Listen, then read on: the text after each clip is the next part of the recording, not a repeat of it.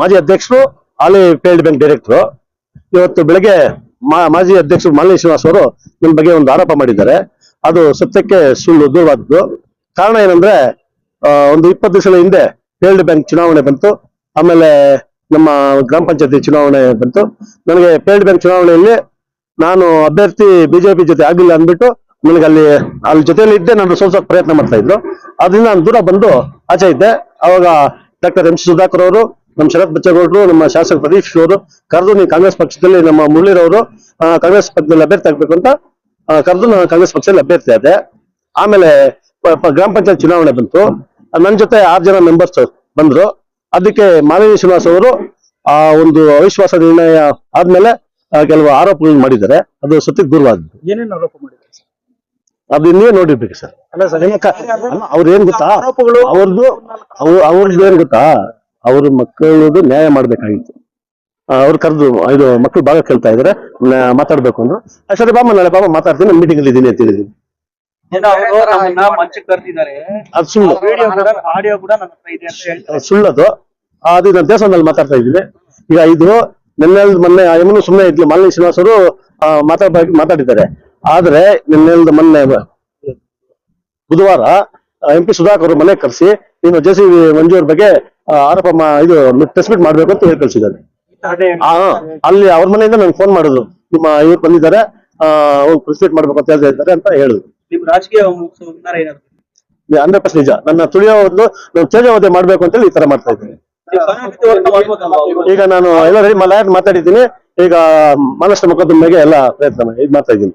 Sir, ಈಗಾಗ್ಲೇ ಏನು ಸುಲ್ತಾನ್ಪೇಟೆ ಒಂದು ಗ್ರಾಮದ ರೆವಿನ್ಯೂ 197ರಲ್ಲಿ ಇದು ಒಬ್ಬ ಮನುಷ್ಯನ ಮೇಲೆ ಈ ರೀತಿ ಹೆಣ್ಣು ಆರೋಪ ಮಾಡೋದು ಎಷ್ಟು ಮಟ್ಟಿಗೆ ಸರ್? ಏನ್ ಹೇಳ್ತೀರಿ ಸರ್? 100% ಸುಳ್ಳು. ಆ ರೀತಿ ಸತ್ಯ ಇಲ್ಲ ಅಂದ್ರೆ ಯಾವ ಹೆಣ್ಣು ಕೂಡ ಆ ರೀತಿ ಪ್ರೆಸ್ ಮೀಟ್ ಅವೆಲ್ಲ ಸುಳ್ಳು ಸರ್. ಅವರು ಸೋತಿರೋದು ಹತಾಶೆಗೆ ಆ ತರ ಹೇಳ್ತಾ ಇದ್ದಾರೆ ಅಷ್ಟೇ. ಇದೇ ಉದ್ದೇಶಕ್ಕೆ ನೀವು ಮಂಚಕ್ಕೆ ನಿರಾಕರಿಸಿದ್ರು ಅನ್ನೋ ಉದ್ದೇಶಕ್ಕೆ ಅವ್ರನ್ನ ಅಧ್ಯಕ್ಷ ಇಲ್ಲ ಸರ್. ಈಗ ಅವ್ರ ವಿಶ್ವಾಸ ಅಧ್ಯಕ್ಷರಾಗಿ ಅವ್ರ ವಿಶ್ವಾಸ ಉಳಿಸ್ಕೊಳ್ಳಿಲ್ಲ ಅಂದ್ರೆ ನಾನೇನ್ ಮೆಂಬರ್, ಅವ್ರ ವಿಶ್ವಾಸ ಉಳಿಸ್ಕೊಳ್ಳಿಲ್ಲ ಅಂದ್ರೆ ನಾನೇನ್ ಮಾಡ್ಲಿ? ಭ್ರಷ್ಟಾಚಾರಕ್ಕೆ ನಾವು ಕೈ ಜೋಡಿಸಿಲ್ಲ ಅನ್ನೋ ಒಂದು ಉದ್ದೇಶಕ್ಕೆ ಇವೆಲ್ಲ ಅದು ಅವ್ರ ಪಂಚಾಯತಿ ಅವ್ರ ಸಮಸ್ಯೆ ಸರ್. ಪಂಚಾಯತಿ ಮೆಂಬರ್ಸ್ ಅವ್ರು ಸೇರ್ಬಿಟ್ಟಿದ್ವಿ. ಈಗ ಅವರು ಇದು ಮಾಡಿರೋದು ಒಬ್ಳೆ, 3ನೇ ವ್ಯಕ್ತಿ ಏನಾದ್ರು ಮಾತಾಡಿದ್ರೆ ಅದಕ್ಕೆ ನನಗೆ ಇದು ಕೊಡ್ತಾ ಇದ್ದೆ.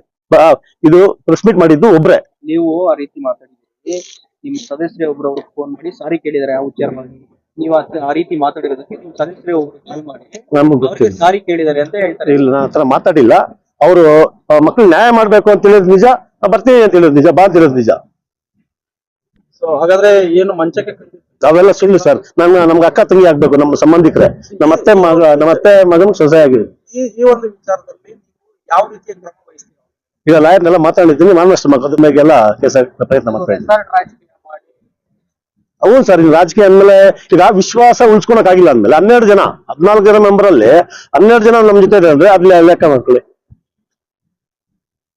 ಸರ್. ಮತ್ತೆ ಇದು ಗ್ರಾಮ ಠಾಣ ನೀವು ಹಾಕೊಂಡಿದ್ದಾರೆ, ಅದು ನಾನು ಬೇರೆ ಪರ್ಚೇಸ್ ಮಾಡಿದ್ದೀನಿ. ಅಲ್ಲಿ ಸ್ವಲ್ಪ ಖರಾಬ್ ಇದೆ.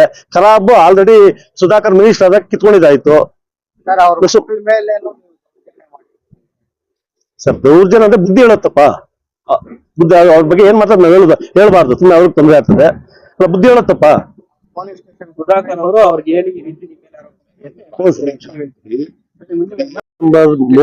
197ರಲ್ಲಿ 5 ಎಕರೆ 10 ಗುಂಟೆ ನಾನು ಪರ್ಚೇಸ್ ಮಾಡಿರೋದು.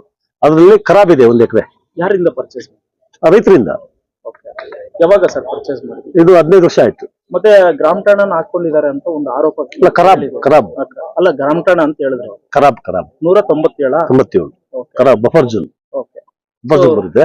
ಆಗ ಆಲ್ರೆಡಿ ಸುಧಾಕರ್ ದ್ರಾಕ್ಷಿ ಹಾಕಿದ್ದೆ. ದ್ರಾಕ್ಷಿ ದಂಡನ ಒಡಿಸಿ ಕ್ಲಿಯರ್ ಮಾಡೋದು ಯಾರು? ಸುಧಾಕರ್ ಮಿನಿಸ್ಟರ್. ಯಾಕೆ ಅವರು ಪರವಾಗಿ ಕೆಲಸ ಮಾಡಿಲ್ಲ? ನಮ್ಮ ಆಂಜನಪ್ಪ ನಮ್ಮ ಮಾವನ್ ನಿಂತ್ಕೊಂಡಿದ್ರು. ಅವಾಗ ನಾನು ಅವ್ರ ಪರವಾಗಿ ಕೆಲಸ ಮಾಡಿದ್ದಕ್ಕೆ ದ್ರಾಕ್ಷಿ ತೋಟನ ಕಿತ್ತಾಕಿದ್ರು. ನಾನು ನಮ್ಮ ನುಸುಮತಿ ತಹಸೀಲ್ದಾರ್ ಇದ್ರು, ಅದನ್ನ ಕೇಳ್ಕೊಂಡಲ್ಲ. ದ್ರಾಕ್ಷಿ ತೋಟ ಹೋದ್ರು ಪರವಾಗಿಲ್ಲ, ನಮ್ದು 15 ಎಕರೆ ದ್ರಾಕ್ಷಿ ತೋಟ ಇದೆ, 1 ಎಕರೆ ಹೋದ್ರು ಪರವಾಗಿಲ್ಲ ಅಂತ ಹೇಳಿದೆ. ರಾಜಕಾರಣವಾಗಿ ಮುಗಿಸಕ್ಕೆ ಪರ್ಸನಲ್ ಆಗಿ ರಿವೆಂಜ್. ನನಗೆಲ್ಲ ಸರ್ ಈ ತಾಲೂಕು ಸುಮಾರು ಜನ ಮಾಡಿದ್ದಾರೆ.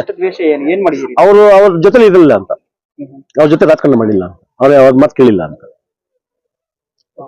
ನಮ್ಮ ಅವ್ರು ನಿಂತ್ಕೊಂಡ್ರು. ಆಗ ನಾವು ಜೊತೆ ಹೋಗ್ಲೇಬೇಕಾಯ್ತು. 14ರಲ್ಲಿ ನಮ್ಮ ನಮ್ಮ ಸಂಬಂಧಿಕ ಹೊಸಕೋಟೆ ಬಚ್ಚೇಗೌಡರು ಲೋಕಸಭೆಗೆ 14ರಲ್ಲಿ ನಿಂತ್ಕೊಂಡ್ರು. ಆಗ ನಾನು ಅವ್ರ ಜೊತೆ ಹೋಗ್ಬೇಕಾಯ್ತು. ಈಗ ಮತ್ತೆ 19 ಲೋಕಸಭಾ ಚುನಾವಣೆಯಲ್ಲಿ ಅವ್ರ ಜೊತೆ ಹೋಗ್ಬೇಕಾಯ್ತು. ಅದಕ್ಕೆ ಅವೆಲ್ಲ ಮನಸ್ಸಲ್ಲಿ ಇಟ್ಕೊಂಡು ನನಗೆ ಈ ತರ ಮಾಡಿದ್ದಾರೆ. ಅದು ದೇವ್ರು ಒಳ್ಳೇದ್ ಮಾಡ್ತಾನೆ, ದೇವ್ರು ಇದ್ದಾನೆ. ನಮ್ಗೊಬ್ರಿಗೆಲ್ಲ ಇಡೀ ತಾಲೂಕು ಸುಮಾರು ಜನಕ್ಕೆ ಮಾಡಿದ್ದಾರೆ. ಅದು ಅವರ ಒಂದು ಇದೇನ್ ಮಾಡ್ತೀರಾ. ಓಕೆ